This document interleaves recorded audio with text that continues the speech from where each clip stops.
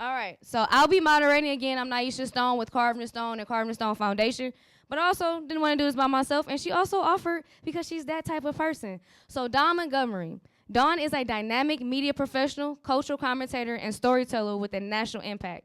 A Mississippi native, Dawn's journey spans a White House internship, a 15-year modeling career, and leadership roles shaping Black media.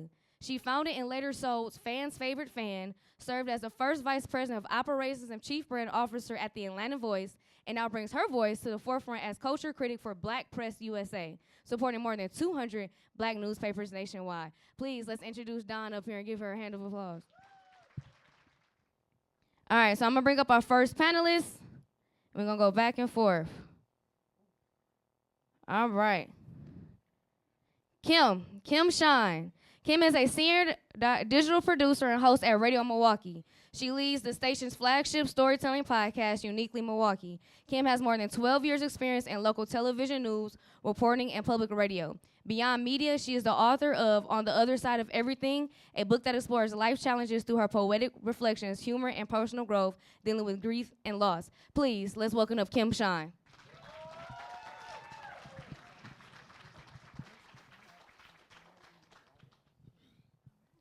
All right. Good evening, everyone. Hello. Please bear with me. I lost my voice on my way here. I don't know where it went between Atlanta and Milwaukee, but hopefully I catch it on the way back. It's my privilege to introduce you all to Tannette Elie. Tannette is an award-winning veteran journalist, educator, and former immediate president of NABJ Milwaukee. With more than 2 decades at the Journal Centennial, Tannette built a career covering local government, federal courts, and business, including a nationally recognized column highlighting minority-owned businesses. She later served as managing editor of the Milwaukee ENNS, am I saying that right? Or NNS? All right, gotcha. And now teaches journalism at UW Parkside, where she spent 15 years mentoring future storytellers, which we need that today. In 2025, she was inducted into the Milwaukee Press Club Media Hall of Fame. Guided by journalism's power to speak truth and uplift communities, Tannette continues shaping the next generation. Tannette Elie.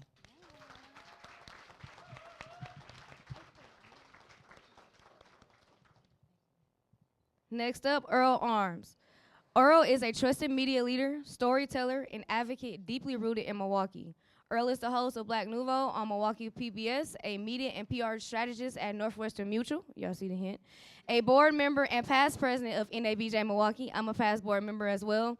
His career spans a decade in broadcast news as an anchor, reporter, photographer, and sports journalist, including time at CBS 58 News, as well as senior communication roles for Milwaukee Public Schools.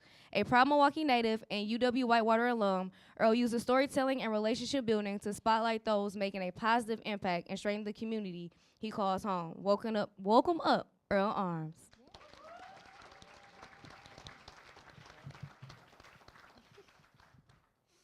All right, I'm going to be introducing Shannon Sims. Shannon has over 20 years of experience in broadcasting. She spent 13 of those years in Milwaukee as an anchor and reporter on TMJ4 News. She's interviewed major newsmakers, co-produced 6 statewide political debates, and helped shape Wisconsin's Democratic conversations. Now the creator of the Positively Milwaukee podcast, I had to say that correctly, Shannon continues her impact through storytelling and currently developing a new podcast highlighting the region's social entrepreneurs. A California native who studied opera at the Manhattan School of Music, her journey into journalism began at an Indiana radio station, and we're honored to have her bring that depth, insight, and heart to our panel. Shannon Sims.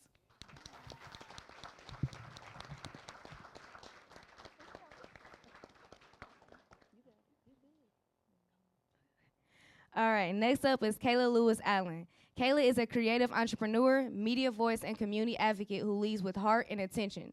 As the founder of Full Circle Television, Kayla spotlights local businesses and celebrates joy across Milwaukee. Her weekly series, Kayla's Weekend Recap, has become a go-to guide for food, events, and local gyms, while her podcast, Holiday Season with Kay and Ree, Ray, blends laughter, life lessons, and real connection. Whether she's behind the mic, hosting an event, or building community, Kayla creates spaces that feel like home, and we're excited to have her join the conversation. Come up, Kayla Lewis Allen.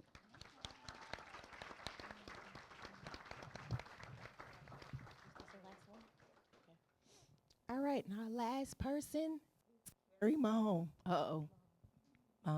Right? Okay, got it. Carrie Mahone. Hey, girl. Carrie Noni. Am I saying it right, Noni? Oh, that's so cute. Is a Midwest multimedia personality, host, and storyteller, bringing heart, authenticity, and a whole lot of juice to Milwaukee media through Jamming with Juice. A proud UW Milwaukee alum, Carrie has created a lane for blending journalism, entertainment, and real-life conversations across radio and digital platforms. She also keeps the energy high as an in-game host for the Brewers, and oh, that's gonna kill me. And y'all know who I'm talking about, though, right? Y'all got it, all right. And Marquette basketball. See, I can say Marquette. Why I can't say Brewers? Oh my God, I'm Southern. Anyway, back to Carrie. I'm sorry. In 2024, she earned Wisconsin Broadcasters Association Award for Best Online Personality. Carrie believes storytelling builds community, and she shows up to inspire, connect, and move the culture forward. Please welcome our last guest to the panel, Carrie Mahone.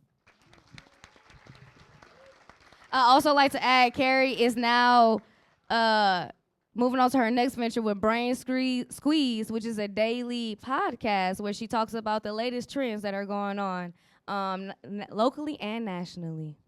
All right, let's get this thing started with the first question. Look, we got our own cue cards. Now that we've all seen the Black Press, Soldiers Without Swords, how do you feel and how are you contributing or have contributed to the work the Black Press has done before you? I'd like to start with Tannette.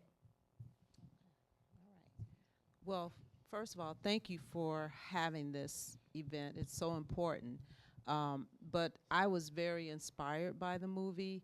Some of the history I knew of, and some of it was new to me, like learning how instrumental Black churches were in making sure the Black press was printed and got disseminated.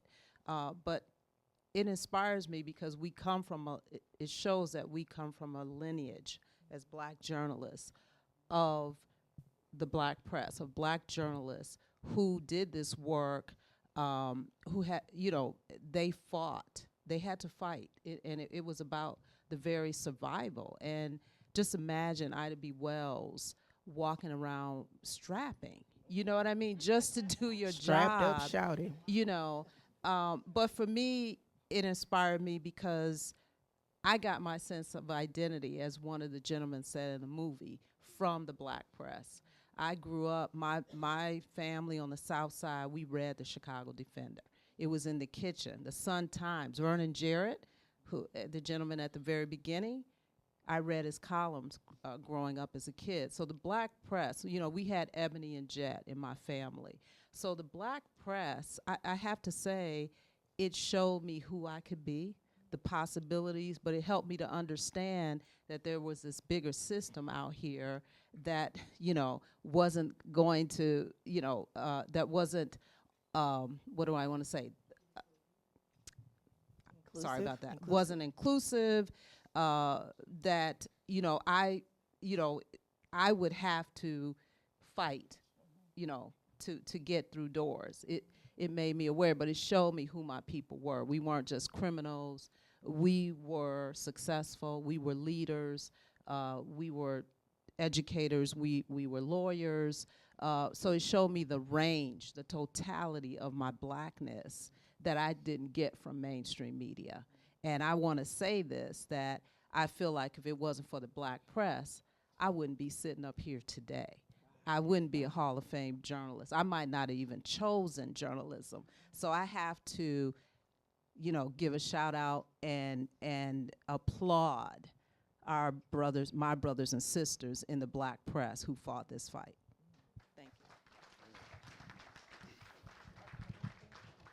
We can have one or two more people answer it, but the question was, how do you feel after watching the documentary, and then how do you feel you're contributing to what the Black press has done before you? I got the mic. Okay. First off, yeah, thank you. It's an honor to be here. I don't got no money like that, so I don't get. Anyway, no. So okay, so no, I watched the film, and if you know, like black people, we gonna make a way out of no way, right? So just hearing about, like I knew all about the Pullman Porters, had heard about that. We talked about them on Black Nouveau years ago, but I didn't know how instrumental they were in making sure that the black newspapers got out there. I mean, really sneaking and doing it, and having a prestigious job like that, you don't want to lose that, and to risk losing your job or to risk, I mean, losing your job might have been the least of your worries back then, right? But, to go around in these different stops, just dropping off the paper, like, here, like, come get it, whatever. Like, it's like, we're going to get our story out there. We're going to get it told. So I just saw that, didn't really know that, and was taken aback by that in a positive way. But it was, it was really dope to see that part. I think it's very clear that there's nothing new under the sun. There were a lot of themes that resonated with what's going on right now in 2026. And I think that we need to be very mindful of that. But what I thought was very important about this film is that they gave a voice to the voiceless only because we were invisible to the rest of the world.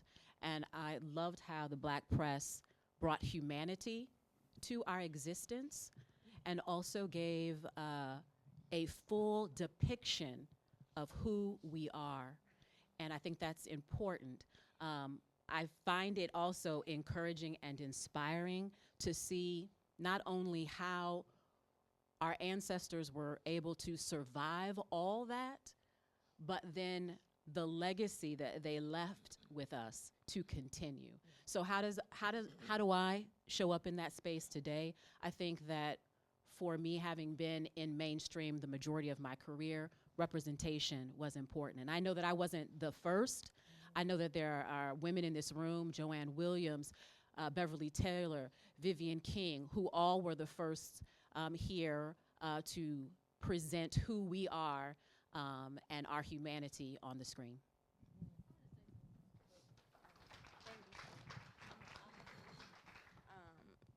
Everything everybody said just now, but I absolutely loved the film so much. I learned a lot, similarly to what you said about the Black churches and how it all got started there. But I think one of the most important things is it was created so we're not forgotten. And I think that even today, that's very important because we're left out of a lot of conversations, and the things that we have going on isn't always highlighted. And so I think it's very important that our history is archived as well, and I think that that was very important for what they did. That's a good point because just in general, we are being erased. So it's not we're being forgotten. They're not even thinking about us, and if they are thinking about us, they're erasing us. So that's a great point to bring up. And back to humanizing and humanity, correct? The Black press, Black journalists, and Black media are known for humanizing our stories, which builds community. How is your work humanizing the communities you serve? Let's start with the people who haven't replied yet. So for me and Full Circle Television, it's a digital media brand that I started back in 2020 because I saw that we were not getting our stories out there, and we were going through a very, very, very hard time in our communities, and I just wanted us to be able to love on each other. So it was very important for me to put those stories out there, not just in a communal sense, but starting back at home. So starting with those romantic relationships, starting with those familial relationships, starting with those platonic relationships, and how that impacts us as we go out into the community. I think that that's really how I show up in the world, and I use my media.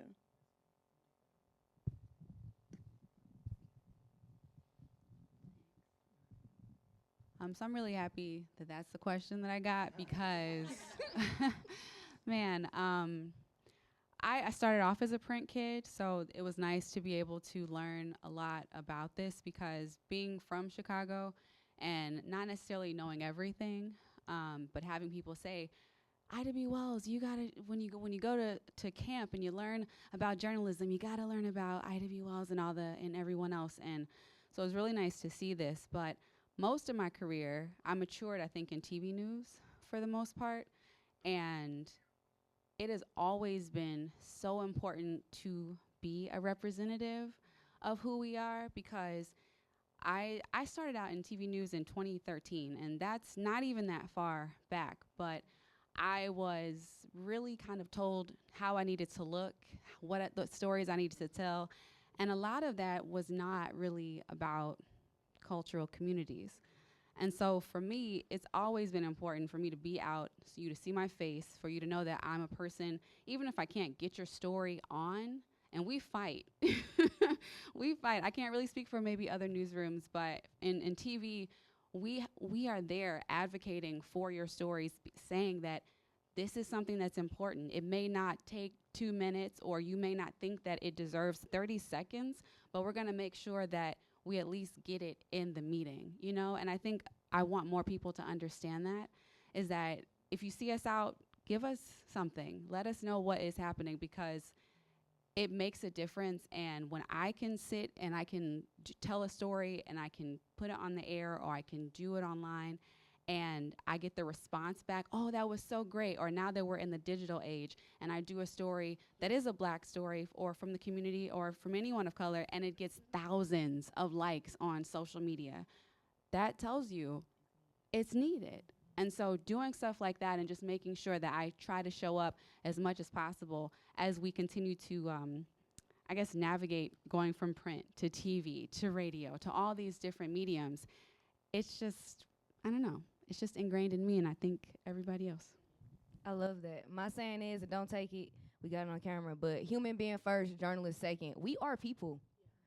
We are people too. We are people covering people's stories. So we deserve the respect too. I feel like a lot of times people see us, y'all don't look at us as humans. We're just we're just writing stories about you, but we all have a story as well. So when you see us, say hello to us, greet us. We can't find every single story ourselves. So sometimes, I won't say slip up, but we can't know everything. So bring us stories. Go to us first. Drop your exclusives with us first. You open up a business, come to us first. Because most of the news outlets y'all going to don't even have Black leadership. In this city, look up, I did it. Ask ChatGPT, who are the top local newspapers or media companies in Milwaukee. Go through that list, go on their website, and click their staff. There are no Black reporters at Milwaukee Business Journal. There are no Black people. I was the last Black person. You know how long ago that was? And I was underpaid. There are no there is barely any Black leadership in the newsroom. Pay attention to the byline. That's who creates the articles. Pay attention and support us when you see us, please. Next question. Yes, it's getting deep. I'm trying to keep it cordial, but I'm passionate. All right, since I've learned about the field of journalism in college, I've been told it's a dying industry.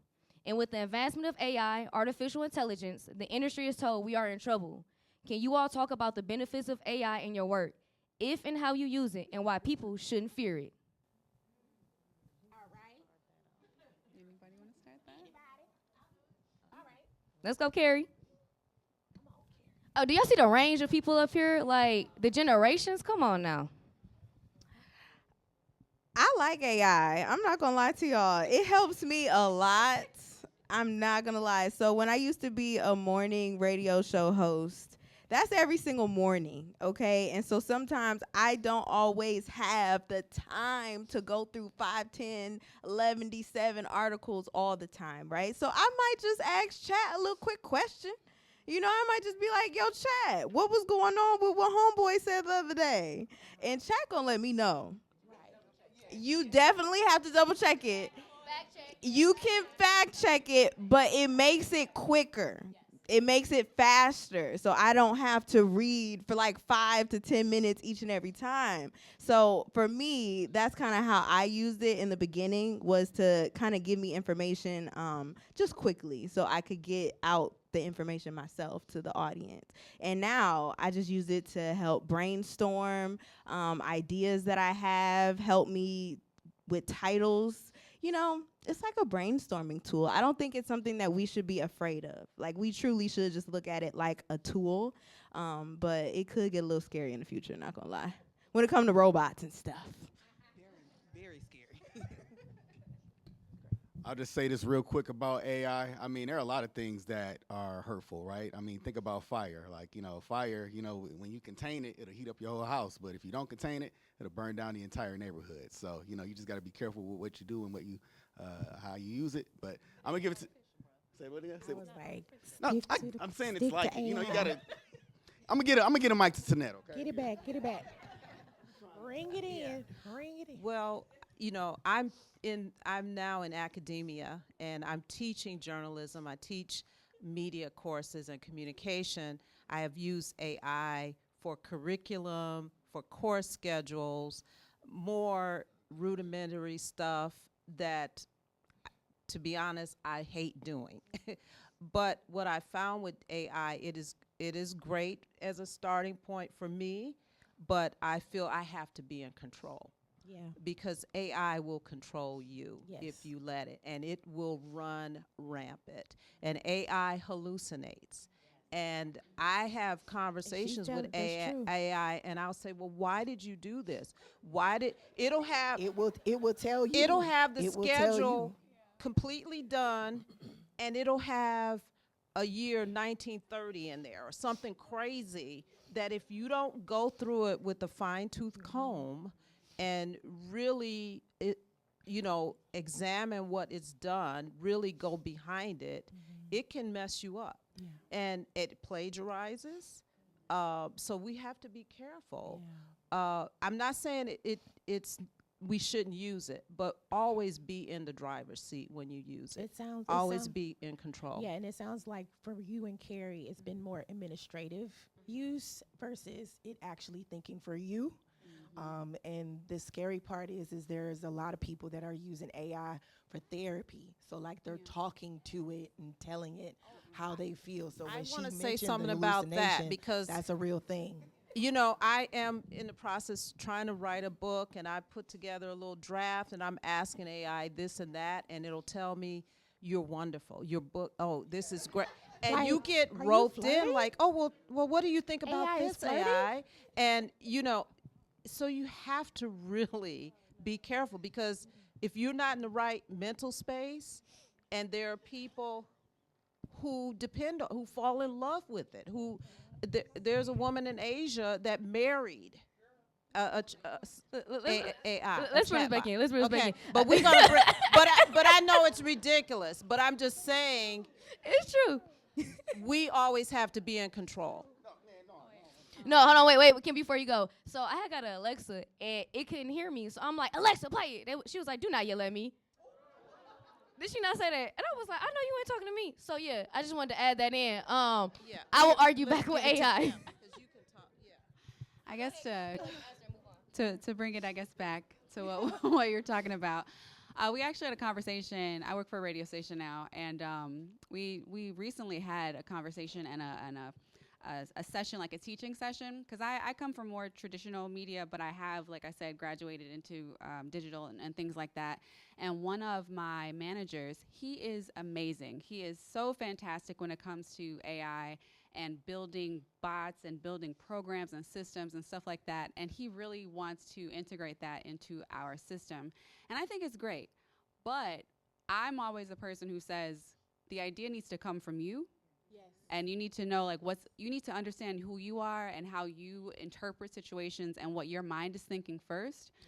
And so when we did our training session, I was telling folks, like, hey, you get the idea, we'll work through it, we'll figure out how you want a story block, how you want to story tell. And then if you want to use the AI to maybe help you get your thoughts together once you have your outline, then that's the way to do it. When my manager took over, his whole part was he built a whole entire system that helped people do all of that for them. They put in a prompt and it would give them what they asked for. But they were in the driver's seat, which is great. But I think sometimes that doesn't happen. And so you got to make sure that if you're telling any story, your own story, something else, somebody else's story especially, that you have to know what your aim, what your goal is, and definitely fact check those things. Yeah, thank you for that. When we talk about the contributions and impact of our work, we don't often mention the roles of sports journalism. Earl and Carrie, can you both discuss your work within sports? And if anyone wants to contribute, please do. Unless you want to go first. Come on, Earl. No, okay. No. Well, because I just saw this, I think maybe a month or so ago, it came out, the 30 for 30 on Stuart Scott, and I think about his representation on SportsCenter when it was out in the 90s, and I was watching that, and I'm saying, okay, this brother talking about sports. Like, I like basketball, I like football, but I don't know if I want to play it professionally, right? But I like watching it, I want to be involved. So I came up wanting to be like Stuart Scott, and that was basically since high school. I had my mindset on it. You can ask my folks. They know, like, they'll tell you. But, like, that's what I wanted to do, so that's how I ended up in that space. I started off as a sports videographer, high school, football, basketball, college, like just with my camera, just wanting to be in the spaces in whatever way that I could until I got my first job in Flint, Michigan, right? 2011. It was before the water, before they turned the switch. It was or what still a have you. problem, but Either way, anyway. But like I was willing to do that. Ended up back in Milwaukee, and it really led me to being in spaces where Kim talked about having to advocate, having to be in news meetings and hearing something, but knowing something isn't right. Like, okay, like, no, I know I'm in sports, but my spidey senses tell me that this ain't cool. I'm black before anything, right? So, having to, be in these meetings, having to advocate, wanting to speak up, even as a sports person, having, white colleagues coming up to me saying, like, you need to be in the news, like, you need to be in these meetings more often because what you say makes a lot of sense. So, sports was really my way of getting in, but it also helped my advocacy because I also got to see how sports was a connection to, the real world.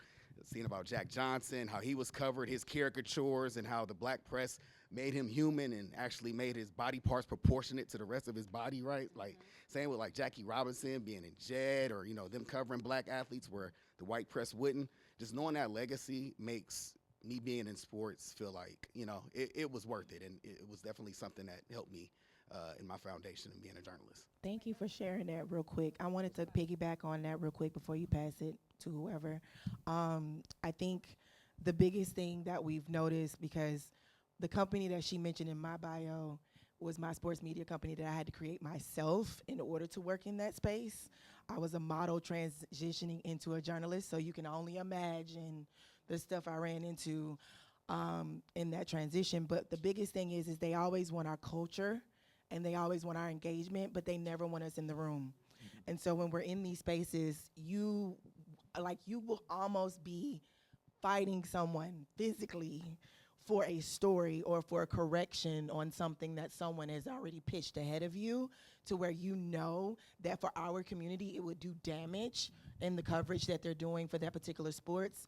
And it's a lot. It's very, very heavy in sports journalism. Just to that point real quick, I remember a meeting in one of our newsroom meetings, or one story, one guy, he said the suspects were two average looking black guys, and that made air. And I'm like, okay, I just went straight up. I went straight up to him. I said, what are two average black guys? What do they look like? And he just kind of shook his head. He's like, I already been chewed out. I know better. I'm like, I bet you do. So I just wanted to share that example. I'm sorry. No, thank you. And I have nothing sports related to say, so I'm going to give it to you in a second. But Earl and I worked together in TV at our station for a few years, and they hated to see Earl come in. Because why y'all think I got Earl on this panel? Come on now. I'm so serious. Like, Earl would definitely speak his mind no matter what it was, if it was sports, news, whatever. So they hated to see him come in. So that's good to know. I'm telling you, me and Earl, we used to be at the board meetings like, we ain't working with them. We ain't working with them. Go ahead, Carrie. So it's kind of crazy that I'm even in sports, because I love to tell people that I was never an athlete. I didn't grow up playing sports. I didn't even care about a sport, okay? I'm not going to lie to you. But it's just so crazy how sports has just been in my life the last decade or more, with me being an in-game host for my cat and for Brewers. And without me even having to be an athlete, I just know and I see the importance of the representation that I bring with my hair on the big screen at American Family Field at the Brewers games. I have so many black girls, even white women, coming up to me like, oh my God, I love your hair. Like, I haven't seen that on the screen before, and that really just warms my heart. But I also have done stuff with the Bucks before too, and being in like the what is it called, media day, and that day is always so fun for me. But even just asking the players, because I mean, think about it, a lot of professional athletes are black, like, so How many times do they make time to interview with us, though? We you ain't know, gonna address that right. right now, but Right. And so when I'm in those spaces, even though I don't know sports, I might not be asking them about stats and things like that. I remember I had a video that went somewhat up where I was asking all the players about, you know, what's your favorite Milwaukee lingo?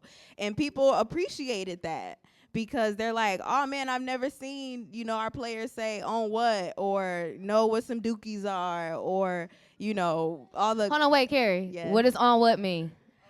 It's such a hard thing to just. It means so many things, you know. On what? Like black language.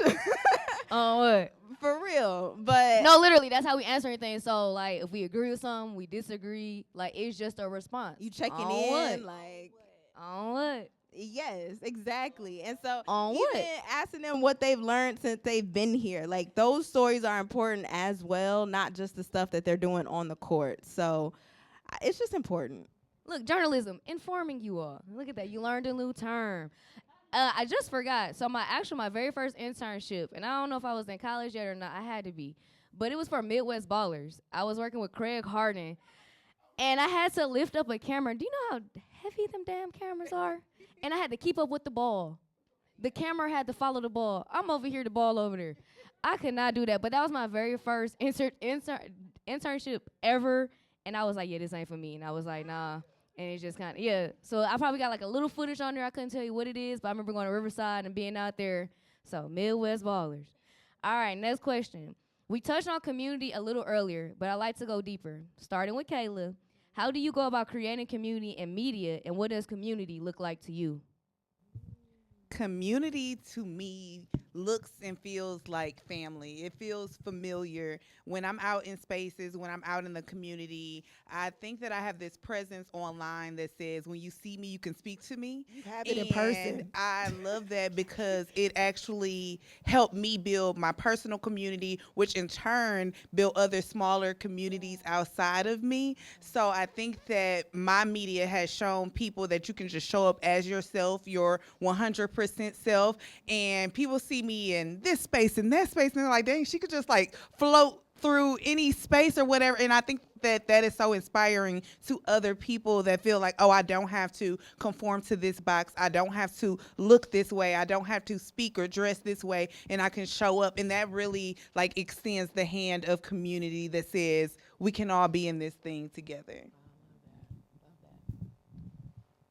I do think, though, as media is changing and we're trying to figure out how to get our information to the masses, that community is key.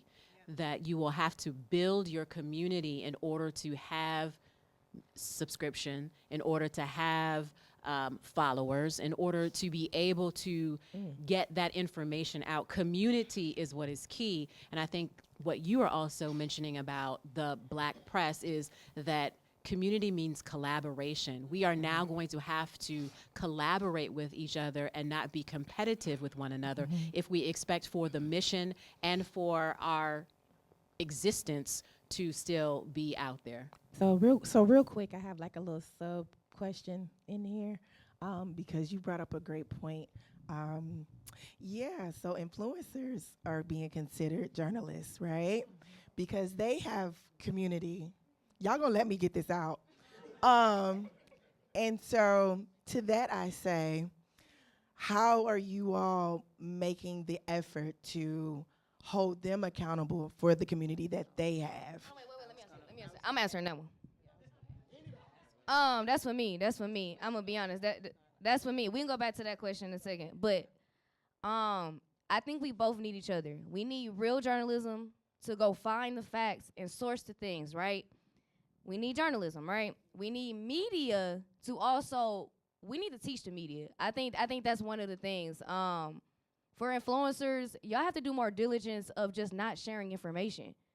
There's local news companies right now, independent, who are using AI to write articles and stuff, and they're not even fact checking it. And they'll literally tell you, hey, I just use AI. Well, now you got all these people arguing about something, and that's not even factual. So you have to, again, when I say pay attention to the byline, Y'all give credit. A lot of these blogs and influencers, if you check where they got the information from, it's us. But y'all won't even go support us, but y'all will go sit there and watch this influencer, get them 50,000 views. Now they getting all these brand deals, and I'm sitting in my house, and I'm the one that just sat there and did all the work for the interview and did the article, did the research, did the data, and produced the thing for them just to go look at for 3 seconds or go to ChatGPT, and now y'all got more views, and I'm still not getting any money, or we're not getting any money. So how I feel about the influencers, give us our credit, and then also to the audience, just pay attention to who you're getting your information from. You have to do the job. You guys are supporting what it gets famous, what goes viral. Y'all be like, I don't like when the community, I don't like when this news station shares this dead black body. Why are you sharing the article? Why are you still following the Shade Room? How many of y'all follow the Shade Room? Don't lie. Don't lie. And I appreciate it. We need all types of news, right? But why do y'all give more attention to those type of things? So we need influencers because they have a bigger audience, but they also need to work with us and credit us as well. But I want to go back to the community, and then we're going to move on to the next question. Okay, so I think I might have an alley-oop for Tannette to kind of bridge those gaps. So, like I said, I didn't start in TV, but TV is where I grew up, and I started, like I said, in 2013, which was kind of like the advent of when Facebook Lives were really, really, really hitting.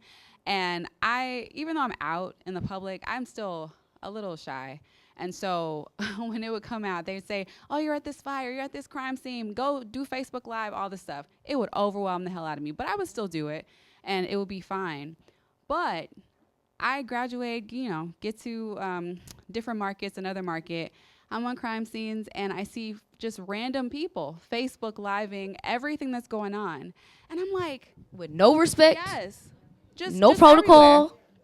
Everywhere. And I really didn't see it a lot until I came and started working in Milwaukee. And I was like, and some of y'all know who I might be talking about, but I won't say any names because, we're all cool. And this goes back to community, because at first I would be so pissed, because I'm like, first of all, how did you get that piece of information? And I've been out here, I've been knocking on doors, I've been doing all these things, but somehow you got this information from the neighbor who wouldn't talk to me because I got a mic. And so I realized, just me in general, I like community. I wish I could be more like Kayla sometimes, but I do enjoy community, got to figure it out my own way. And so when I'm on scenes and stuff, I just am genuine, and I try to be myself, and I try to get to know everybody.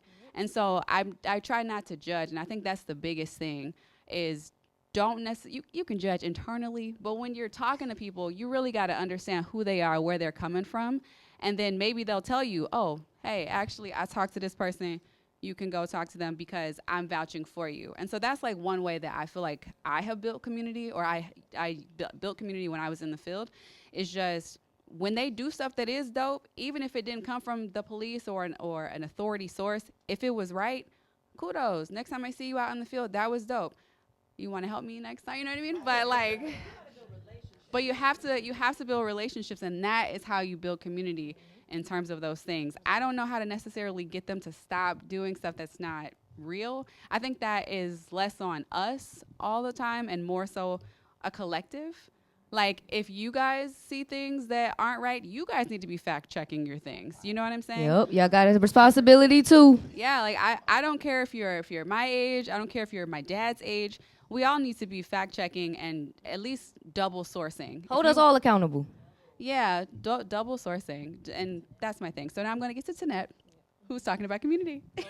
So I'm the older generation up here, probably, one of the oldest. Thank you. A lot of work. And today's my birthday. I had to say that. Only for Nyesha would I be here on my birthday. Thank you, Tannette. Thank you.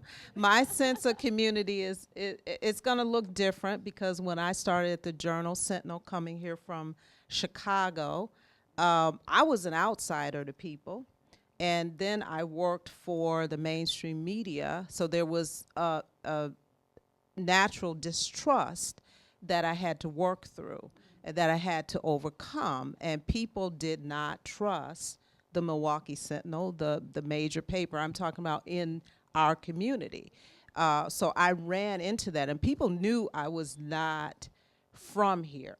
They would say to me, "You're not from here." Milwaukee people know. I don't know how, and you know, but you know, and maybe it's that South Side, the way we carry ourselves. I don't know, but they knew. But the thing of it was, I knew I had to do hard work, and first it started with delivering quality content to people, and it meant looking for who was missing in our coverage. When I became a business reporter and I had to report on our community, when I first joined the staff, I looked at the stories, and the experts were not black.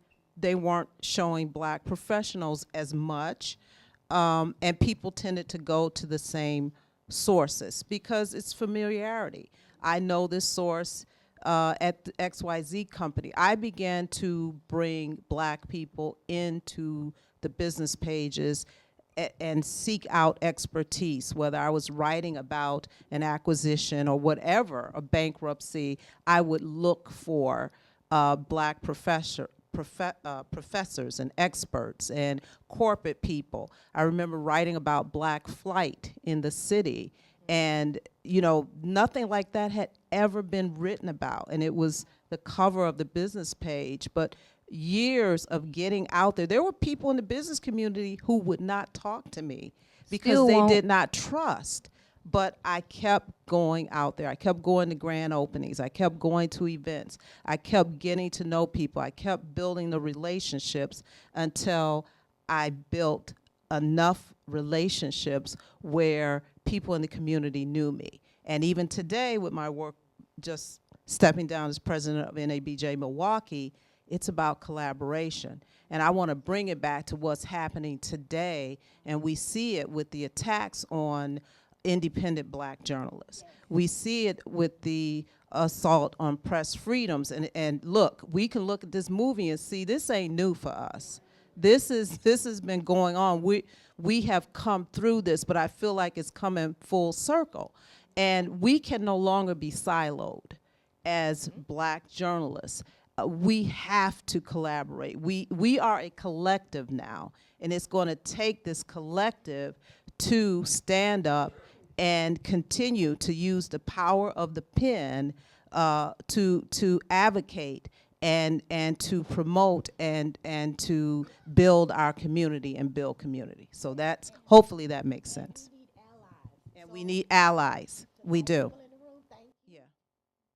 She said to the white people in the room, thank you. We need allies. All right. We're going to be open and honest here, all right? We journalists. This is my favorite topic to discuss, monetization. I have been a full-time entrepreneur since 2019, and it has been a struggle. As I said, like, we need advertisements, we need sponsorship. Luckily, my first, I would say, real internship was with the Milwaukee Press Club, and I would have to go get sponsors for them. I literally stole their, and I tell them this all the time, I took y'all sponsorship deck, put it with Carvd N Stone, and I changed the little things, took y'all little format. Hey, now. So anyway, my first sponsor was the Milwaukee Bucks. And so from there, I just been learning how do I speak their language? What do I need to do? But the fight is so strong. They would rather go to somebody who has 1 million views instead of somebody who may have 500, but my 500 gonna show up every time. This 1 million may never even show up, and maybe 5 people, and they may be bots. So I know the ups and downs. For those up here who are in independent journalism and media, can you talk about tangible ways you make money from what you do, and any advice you may have for others wanting to take the same route? I'll start off. So one of the first ways we did it was we had a PR department. And so I would provide public relations to other corporations. So we will work with literally top organizations here in Wisconsin because a lot of them didn't have a marketing department. And so we would do the press releases for them. I would do the press conferences and all that, and I would run it through my company, all just so I can cover positive news. Now I'm an independent publicist. It's no longer offered through Carvd N Stone. You want a sponsored article, which you can get. We always don't do free news, right? But there are certain organizations that we've covered multiple times. Now it's time to put money behind it. We've covered your film festival multiple times. Where we at right now? We got Carvd N Stone need a budget. Positive news should be free for the community, but I am a real person. I need to eat. I have rent. I like to go out for fun. Like, I love covering the news, but I need to eat as well. So now we have sponsored articles. People put advertisements on our website. We're partnering with Amazon. We're doing different things. So that's how we make money, through our events, through doing articles, putting ads on our website, on our newsletter. And I just really learned. I go into business programs. Since 2019, I've been in the business program. I like to announce that I'm in the Gold Sachs Black Business program. It starts next month. So independent journalism and media, how y'all making money? So for me, I have reached out to the network that I created around me to say, hey, I want to do this thing. I have this idea. I need some money to get it done. Shout out to Nyesha. If I don't know how to word something properly or I don't know what to ask for, I'm reaching out to my network. I'm reaching out to my community. Say, hey, this is what I'm trying to do. Who should I go after? Who should I ask? How should I ask? And she always be like, ask for everything. Like, don't half step. If you need 100, don't ask for. Yeah, don't ask for 75. Ask for the 200. Like, ask for what you need, because it may be some, incidentals on the back end. Start high. Yeah, start high. Start high. So yeah, so I reach out to my community, then also, reach out to my community to ask, like, how do I do this? How do I get through this? I'm new at this, y'all. I'm trying to figure out where the money resides too. But what I'm learning is it truly is all about network. It's all about your relationships.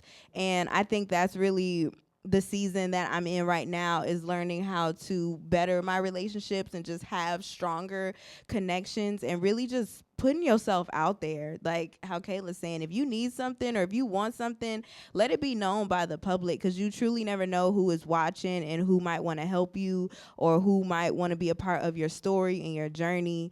And yeah, if y'all know where the money resides, let me know.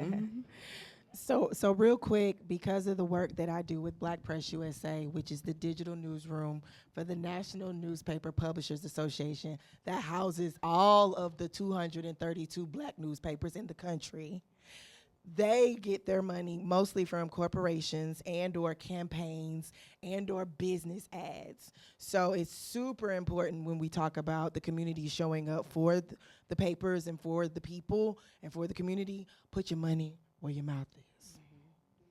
I first want to say, as I am building, as I'm flying, I think it's important, one, for relationships, but always educating yourself, getting with associations. The NABJ just announced a Onyx Fund is giving $100,000 to NABJ to help Black journalists, to help independent journalists continue the message. That was founded by a Black woman. That's founded by a Black woman, but you got to be a part of the organization, right? So again, educating yourself about the organizations, the associations that are out there. But I really want to give flowers to Nyesha, because one thing I can say, Nyesha, is that you were smart about getting in the room, learning the game plan, and then playing the game. We can't be mad at the player, be mad at the game. Learn the game and then keep it moving. So as you share, we learn, right? And I think that's the other thing that we as journalists, especially Black journalists, going back to community collaboration, we have to be able to share with one another.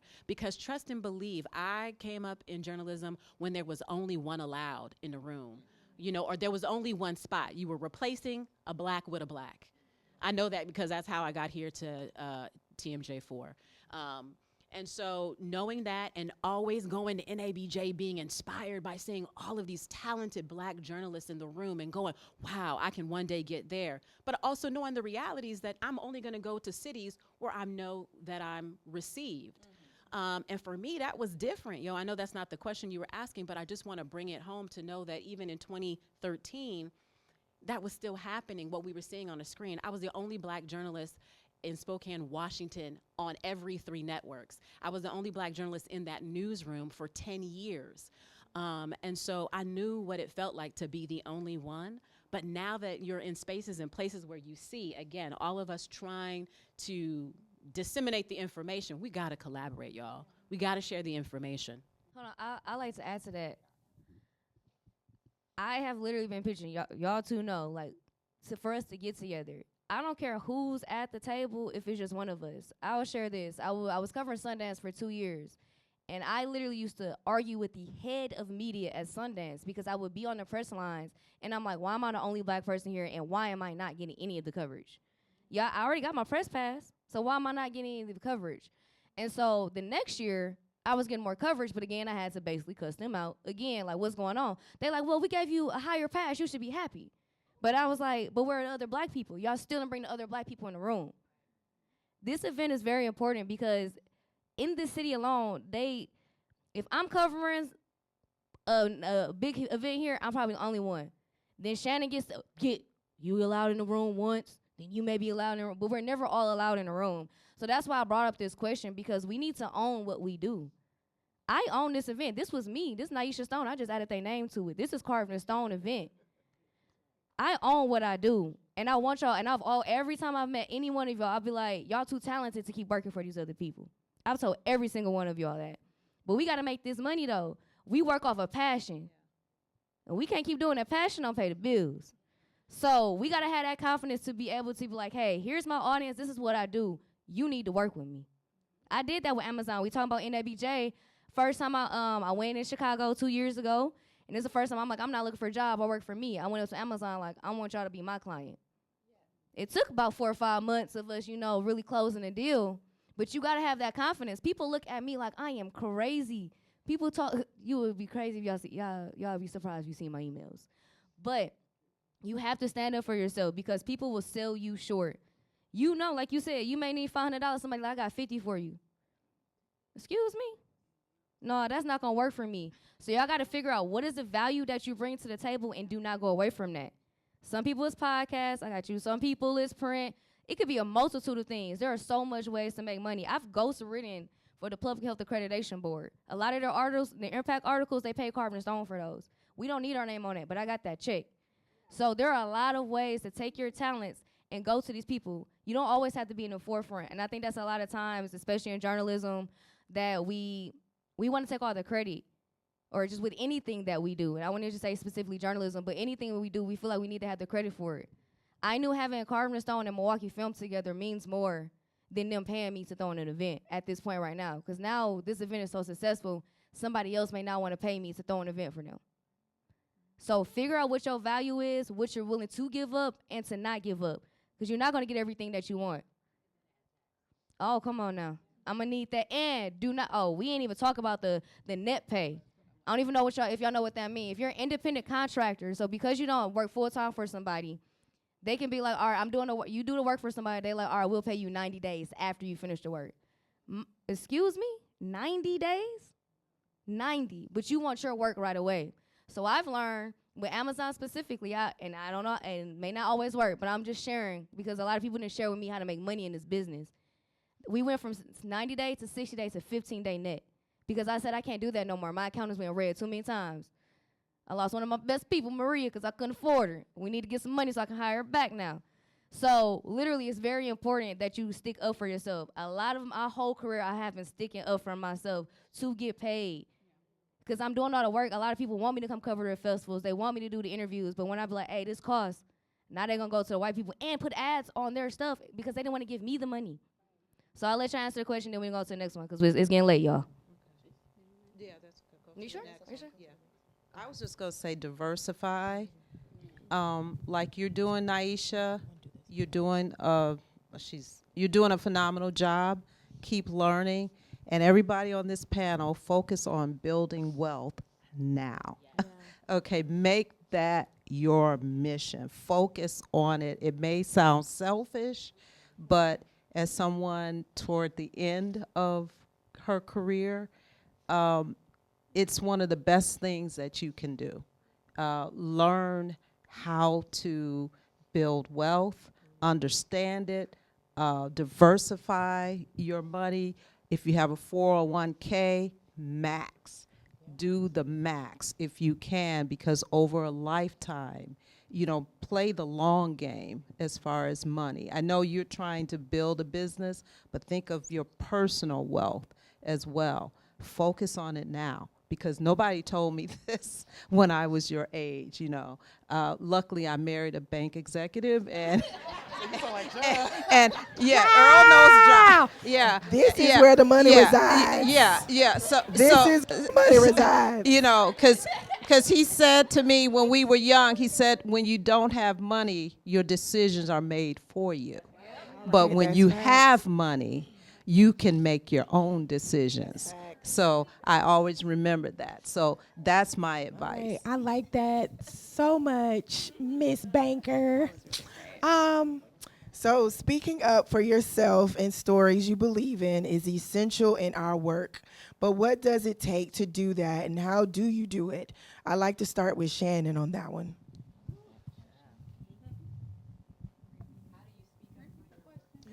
Speaking up for yourself and stories you believe in is essential in our work. But what does it take for you to do that, and how do you do it? Sometimes speaking up means you have to stand alone. And I think for me, there were many times that I stood alone in the sense of I would speak up and no one else would chime in until after we left the table. Then the emails would come. Then the text message was, I'm glad you said that. You know what? That you had a point there. I remember one instance. This was, it was funny. I remember when Chief Flynn, who was the former police chief here, I had gotten wind that he was retiring. And I knew this, like, from a credible source. And I remember going to my news director at the time, and that person telling me, oh, why don't you, and I'm just going to put it out there, why don't you talk with such and such and see if he can confirm what you are saying. So you knew. I knew, and that person was a white gentleman.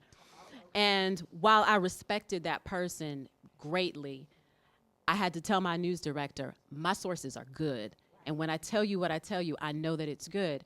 And I was even in the news meeting speaking about this, and yet no one was listening to me until my colleague came in and fact-checked what I already knew. And I had to have that moment that I had to take that person aside, and I had to let them know, you have influence in this space, but I too have influence on these streets. And I need you to be able to advocate for me in this room so that I can get the respect that is deserving of me. And I'm not talking about just because, but because on business, I had the goods. I say that because sometimes it does require standing alone. And in 2016, when Sherman Park went up in flames, I remember being on the desk that Sunday night and anchoring from 11 to 2 o'clock in the morning. And for the first time, I remember my colleagues saying to me, I didn't really realize that people, it's funny, owned homes in Sherman Park. I didn't realize, but thank you. But you know what I'm saying? Because it was a dialogue we were having on air as I was seeing our city up in flames. And that was a way I drove. That was the way I drove home because I used to live on Martin Drive. And I always believe in living where I work. Nonetheless, I knew what it meant to see that gas station go up in flames and the possibility of several homes going up with it from people who own their homes, hardworking people. And I had to bring that humanity to the airways because what we were seeing right now was just chaos, and that was all that was being reported. So when you say, how do you stand up for stories? After that, it was very clear I was vocal. You are not just going to cover the mayhem. You're going to cover the cause, the why. Because at that time, Khalif Rainey had said, if you don't deal with this issue, the whole city going up in smoke.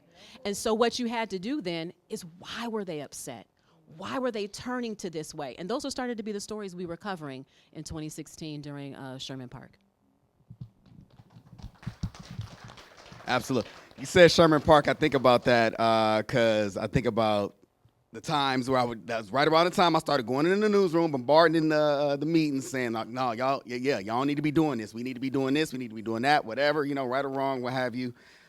Yeah, and, people will come up to me afterward. Yeah, we need you in the meetings more often, or we need you to speak up more often. I'm like, where was this during the meeting? Right. But I think to that point, what do we need to do? Along with not being afraid to stand alone, we just got to stop being so scary. Like, have some courage. Like, stand for something. Right? Who was that said, I'd rather die on my feet than live on my knees? Like you really just have to think, like, can you go home and really answer to your family and say that you're right. Can you truly say that I did all I can for my people, my family, or, did I stand down? Like, you just got to be, stand for something, right? Just don't be a coward. I'm sorry. Like, I just think a lot of people are. But we live in two worlds, too, and that's the other thing that our other colleagues don't understand. Yeah, I get that. But also, to me, it's like, look, I know I'm talented. So, I mean, yeah, you can get rid of me, whatever, but they're not going to rock it on the mic, or they're not going to rock the camera like I'm a rocket. So, I mean, do what you will, but I trust myself and my talent to know I'm going to land somewhere and I'm going to be all right. So, while I am where I'm at, I'm not going to be scary. I'm going to speak up. Even if I have to stand alone, I'm going to still stand for what I believe in.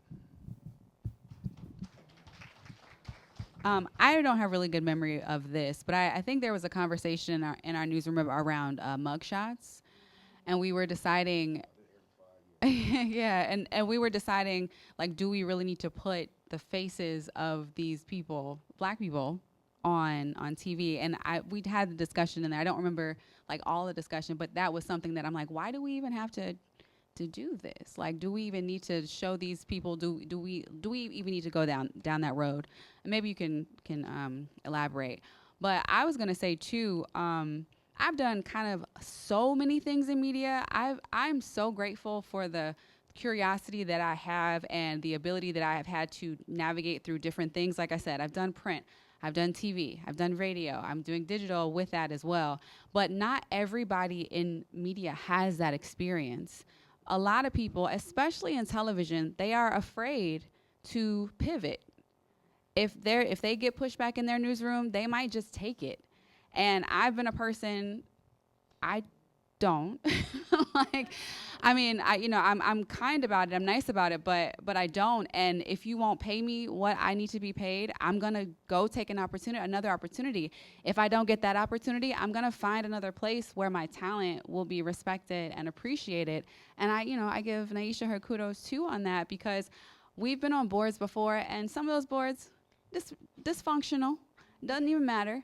Nyesha, get them into shape, which is great. But also, she's not afraid to be herself. And I think everyone has a different quality about us that makes us stand out and has to garner that respect. And I think that it's okay to say, thank you for the opportunity. I'm gonna bet on myself this time, because I'm doing that right now too. Like, I'm still in the industry, but I'm going out and trying to do like media coaching and things like that, and doing social media stuff. And I'm getting opportunities, but I had to say something, and I had to not be afraid to be like, okay, my contract says that you guys basically own me. My contract says for 2 years you own my name. If I wanna do a fashion show, if I wanna host something, I have to ask you for permission to do that, and then I may not be able to get paid for the opportunity. A lot of times it just feels like you're in a box, and I think that's something when Shannon said, like, we're in two worlds.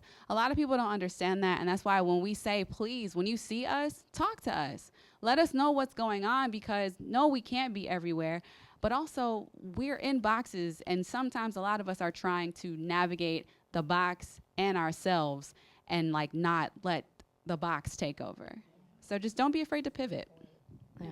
I really appreciate that. I have one final question, but I would like from one audience member to ask a question. Is there anybody that wants to ask a question? Anybody. We got about a few more people in here. Somebody ask a question. That's one. All right, come on up. 1, 2. Come on. You back 2. Come on up. You come up 2 in the back. Come on up. Please keep the question short. Hi, my name is Aaron Foley. And when I was younger, it wasn't on what? It was on the G or on God or on everything, right? So, no, my question, I don't know, might be kind of awkward. I am white. But my question is actually about That's sex. Men versus women. I am the only man up here. I want to address that. Yeah. Really quick, Yeah. though. I have reached out to black men, and the 2 black men that I asked denied it. He was actually the only one that said yes. So I thank would you. So thank you for representing for the black man. I'm so open tonight, you know. Thank you. I know Earl. And so really, my own theory is that when I was growing up at a majority black school, being the gangster was cool, right? I mean, that was presented to me by the media as this is what's cool. And I don't know how you feel about that, if you've seen that in your own life that has caused people to, right? This is all women up here, right? The people that are in power that are being heard are the women. How does that affect you? Do you feel like you're kind of have to play different sides then too? I mean, Well, going to a majority black high school myself. No, look. Oh, I went to Marshall, class of 2004. Hey, Marshall House in the building. Okay, yeah. Okay. Go General! But Y'all some haters. But no. Honestly, like, so being in that space and a lot of other high schools and spaces too. I mean, you saw that and what is it? The rap music, all that stuff is put out there, and it was cool to come to school in the car, the decked out car, come and sell it, doing whatever you're doing to get money to come with all the clothes and all that. And I was focused. Like I said, I knew what I wanted to do. Like when I was in high school, I knew I wanted to be a sports anchor. I knew I wanted to be a journalist. But being focused on that, some folks, they respected it, but others are like, yeah, what are you doing? Like whatever, like yeah, like little nerdy with glasses. What like you did hear that, but I was fortunate. I was blessed enough to have a family and be raised in a house where I knew to keep the main thing. I knew to stay focused. I knew that what was around me was temporary. It wasn't permanent. And that, I keep doing what I'm doing and I will be in a place where I want to be. On stage up here talking about my career in journalism. So I think that answered your question. I hope it answered your question. But yeah, to me, it's like, yeah, you saw those influences, as a male, as a black male, but exactly. I saw Stuart Scott. I saw other positive influences that, yeah, exactly. So that wasn't my only bit of influence that I had in my life. Oh, so it was never cool to be a gangster. We were never taught. There was nothing that ever showed us that it was cool to be a gangster. that's my mom, y'all. Can I say real Yeah. quick? Also, that's why it's important to double source, because the things that you see, if you're only watching one station or you're only watching one type of media, that's all you're gonna believe. And a lot of that mess, there you go. So yeah. Zion Bullock. This can go for everybody, but specifically you. How proud of you? How proud of yourself are you? Oh, I know that's right. You better be. That was a hard hit. I think I'm really, really hard on myself because of the lack of support. I get when I throw these events or when I'm in person, I get people walking up to me like, I'm just so proud of you, you're doing so amazing. But when I go home, it's not there. When I post an article, no one's sharing it. Y'all go share the Journal Signal. Y'all go share TMJ4. But when I cover it, I don't get all the likes. I don't always get all the shares. So I question, am I doing enough? I'm giving away the scholarships, but somebody throwing a party, I get more people to show up. It was over 200 people that signed up, but only half of the people, showed up. And so I put my heart out there because I feel like God gave me this vision to use journalism to connect with people and to better people's lives. I know my story have brought sales. I have changed people's lives. One of my articles went viral, and she was doing photography, and it somehow ended with her getting a play on Broadway, all because my article went viral and they were able to find her.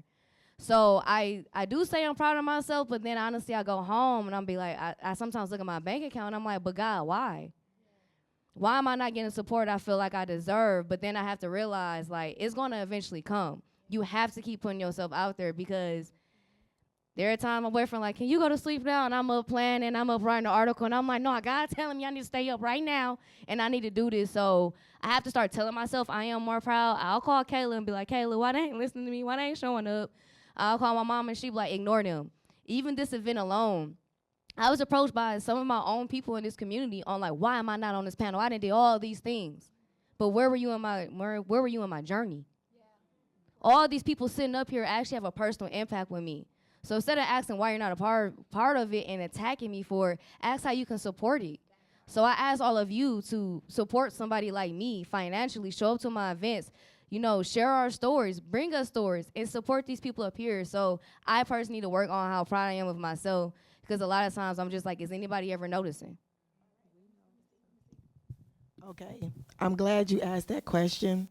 And I want to say personally, I'm here because I had to cancel my entire week when I found out that you were doing this week. I'm supposed to be in New York covering Fashion Week. One of my best friends is a top designer. And I had to call him because of two reasons. One, it's so important for someone like me at 42 to show up for someone like you, because I didn't have that. I didn't have that. And you know I ain't lying. You know I love this girl. So that's so important that you are admitting that you are working on that. But I think the beautiful thing about it is that you realize you have support. You have a village. And so I want you to know that I'm here because I'm proud of you. I'm also here because I'm proud of my damn self. Because even without a voice, I'm sitting up here talking to y'all sounding like Cookie Monster. And my career, you know my story. You know the stuff that I've had to deal with. More recently, I've had to deal with Revolt News, where I left Revolt, and I was that journalist that was receiving death threats because I left Revolt because of that person, right? I have consistently dealt with death threats in every aspect of my career, no matter what I've done and how I've shown up for our people. So when I say that it takes a lot to do this work, and you have to just trust your village and trust yourself, because this is purposeful work. It may not pay all the time, but one good thing I will say, at 42, because I'm proud of being 42, I got trust fund babies. My children are trust fund kids. So the fact that I was able to figure out, as an independent journalist, or as someone who worked with Black press, as someone who is working with less, I found ways to find my money to do what I need to do for me and my children. So I'm proud of you, I'm proud of myself, and I'm extremely proud of this panel. So if anybody else want to share something, throw it in there. No, wait, I got one last question. Let's wrap this up. We ready to go home? I'm sorry, y'all, but we really do got to wrap this up. I got a question. I'm sorry. I love y'all. Y'all know I love y'all. Y'all know I love y'all because I got something for you, too. We're all proud, basically. It's cool. We are. This is the final question, so y'all can ask them individually. Okay. This has been an amazing conversation. I'm very happy this finally came to fruition. So to end tonight's panel discussion, I'd like to ask one final question. How would you like to see the community engage with Black press and Black media? Is it just by sharing your work or leaving a comment? What does successful community/media press engagement look like to you? Anybody like to go first? Everybody got an answer. I guess I'll just pass the mic. Say the last part again. All right. I know. How would you like to see the community engage with Black press and Black media? Is it just by sharing your work or leaving a comment? What does successful community/media press engagement look like to you? Well, so I work at Radio Milwaukee, and Radio Milwaukee is now a family of stations and products, and one of our products is Hyphen, HYFIN.org. Yes, and it was started 3 years ago by Tariq Moody, and Element Everest Blanks has taken it over. But it is a station that is focused on Black culture, Black Milwaukee, Black everything. Its counterpart, 88.9, which some of you may know, has been around for 18 years, I believe. We're probably about to celebrate our 19th birthday or something like that. But Hyphen has been around for 3, and it has been really unique I've never been in this space. I've never worked at a nonprofit media station, anything like that. So it's been really unique to see how much support and also lack of support Hyphen has gotten both internally and externally, and how that fight has been to convince people that, hey, maybe instead of thinking that you know everything about finance, maybe you should listen to some people on the team when they're telling you how to tap into the community. We've had conversations like that. We've also had people say, hey, I'm supporting you guys, but where, like, what else? Like, are you guys gonna just do parties? Or are you gonna do other events? So it's like, I don't know. I think most people should just be inquisitive. I think you should be curious. I think, like I said, you can judge on the inside, but you should always have a question externally that you can ask to get to know about somebody's business, somebody's person, somebody's product. I think you should be curious about that. And then from your curiosity, that is where support comes from, because you learn, oh, it's not just about me. Oh, 88.9 is fantastic. I love indie alternative. I love music discovery, but maybe I might switch over to Hyphen and learn a little bit about Black culture. And maybe there's an artist or a genre that I didn't even know that was rooted in Black culture, but here it is. Everything. So I think that's the biggest part. And I'm proud of you too. I say that all the time. I tell Nyesha that, like, she reminds me just of like myself when I was your age, just bulldozing through everything. You know what I mean? Unafraid of anybody telling you no. Like, it doesn't matter. And I think it's so great that at your age, because I'm in my 30s, I'm in my late 30s. I'll be 30 this year, my golden birthday. See, she not even 30. And she's doing all of this stuff. And so it's so imperative that you continue to go, because we're examples of just like learning things at different points, but and those points are later than you learned. So you really got to keep going. And I think everybody in this audience should take that too. Be curious, support, but also just believe in yourself. If you want to know something, if you want to do something, just go do it. Nobody really cares. You can do it. Well said. You said a lot, but very good stuff. So for me, I just think it's about community. And again, the times we're in, we're all part of this collective. And so we really have to support each other more than ever. I don't know what that support will look like for each individual, but for me, you know, Nyesha knows. She calls me, she texts me whatever she needs. If I can't find it, if I don't have it, I'm gonna find a way to help her to find the answer or get what she needs. It's being there with advice. But for me, I've made it my mission to mentor and support younger generations of journalists, and particularly independent journalists and people who are out there doing this work without the resources that they need, without the finances. But that's an individual journey that each of you will have to take. How do we support the Black press? Because we need the Black press more than ever. And as you said earlier, our history is being erased. Our stories are, right now, you see the dismantling of our history. And the Black press is the one thing that is going to preserve and protect African American history. And we need to be mindful of that and make sure that we find ways on our own level to support, collaborate, and build that community. So I'm gonna tell a little story real quick, and it's gonna be quick. I had a friend of I had a friend of mine when I got the opportunity to host Black Nouveau. Shout out Faith Colas, Joanne Williams, past host of Black Nouveau that I see here.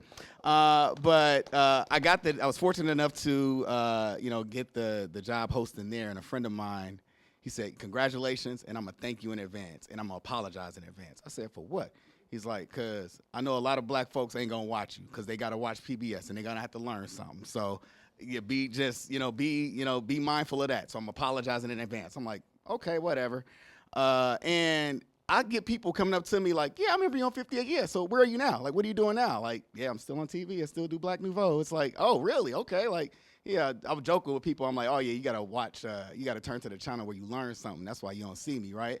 But no, but I say all that to say, like, just because like Fox 6 is not the only news source, right? Like, we gotta start just respecting people that don't necessarily work for the big wigs, like that don't that work for the Fox 6s, your TMJs, 12, like whatever. Like, you know, just because you see a big logo doesn't make them any better of a journalist than any of these folks up here, anyone that works for an independent entity. Like, we just have to respect journalists, respect us for who we are and what we bring to the table, regardless of the brand that we work for, the station that we work for.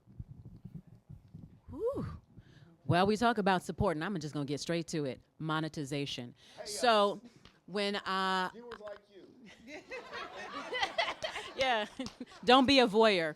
But I am about to launch something in March. So when you get that email or you see that Instagram post, I ask that you would help me with my Kickstarter so that I can make this dream a reality and bring that passion and make a profit.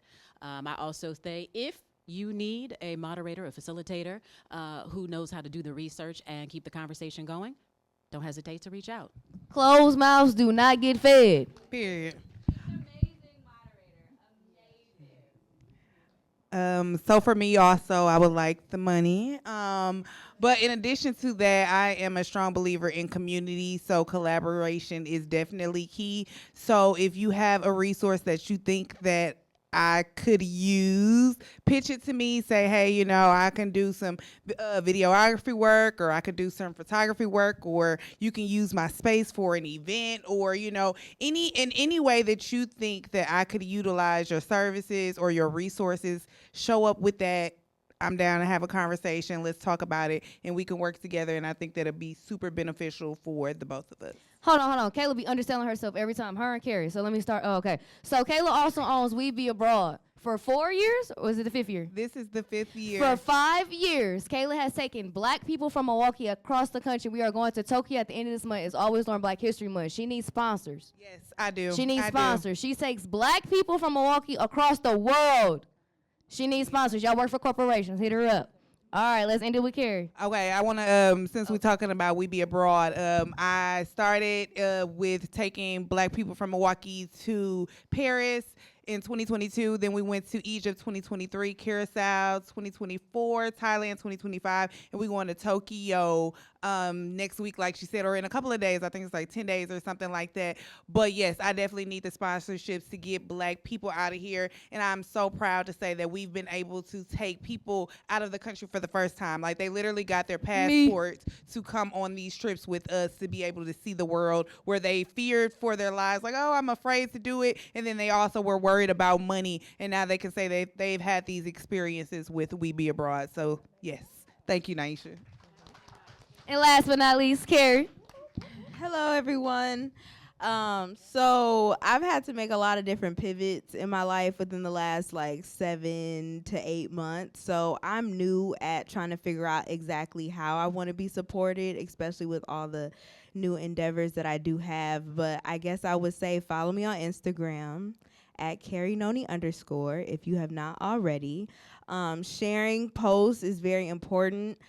Saying my name in the rooms that you guys are in that I might not be in if people haven't heard of me yet as a host. And listen to my new podcast. So I just launched a new podcast like last week. It's daily. It's called The Brain Squeeze Podcast. You can find it on Spotify. You can find it on Apple. It's everywhere pretty much. And I would appreciate just feedback. Trying to learn how to be a solo host, because that's something that's just on my mind that I want to do. And also just engagement. Do you have an EPK? Oh, yes, a personal one. I don't have one for the podcast yet. But yes, all of those things are coming for sure. I just had some conversations with some people today. But yeah, just engagement too. I love talking to people in the comments. I feel like social media has made us less social, very odd. But just talk to me, talk to everybody on social media, and actually be in community and engage with one another. All right. So before we go out, we're going to end as a party. Y'all ready? Y'all know this song. Happy birthday, Tannette. Woo! Happy birthday. Wait. Hold on. The black version. To ya. Happy birthday.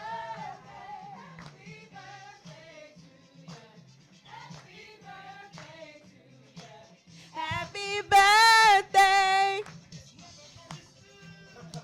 Did y'all know this was about MLK? Yes, I looked at the lyrics. Yes. All right, thank y'all so much. Please buy some.